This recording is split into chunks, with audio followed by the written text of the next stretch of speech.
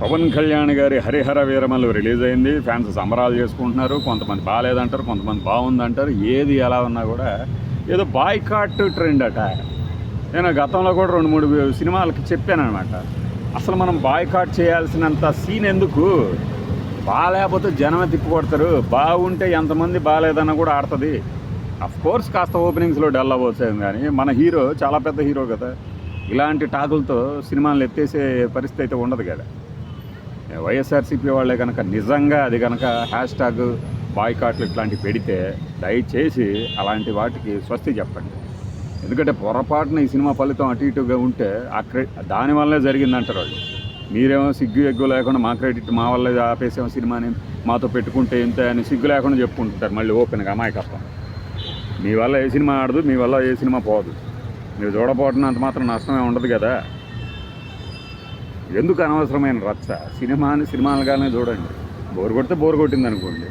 ఒకవేళ మీకు నచ్చలేదనుకోండి, సైలెంట్గా ఉండండి. ఇంకొకటితో గొడవ ఎందుకు? ఎందుకంటే గొడవలకి దిగటమే ధ్యేయంగా పెట్టుకునే వాళ్ళతో వాళ్ళ దగ్గరికి వెళ్ళిపోయి కావాలని మీ సినిమా బాగాలేదు, మీ సినిమా బాగాలేదు, ఏది సినిమా చూడనోడు కూడా చెప్పడం ఎందుకు? అది పద్ధతి కాదు కదా. That's not the right thing. మాకు కృష్ణగారి సినిమాలకి చూసేవాళ్ళం. మేము నానా రభసా చేసి థియేటర్కి వెళ్తే పాట బొగినయ్యే ఇగానే కాళ్ళు దొక్కుంటూ పోయేవాళ్ళు బయటకు. అబ్బా ఏంది ఇది అన్నట్టు షీట్స్ కొట్టేవాళ్ళు కొంతమందిని.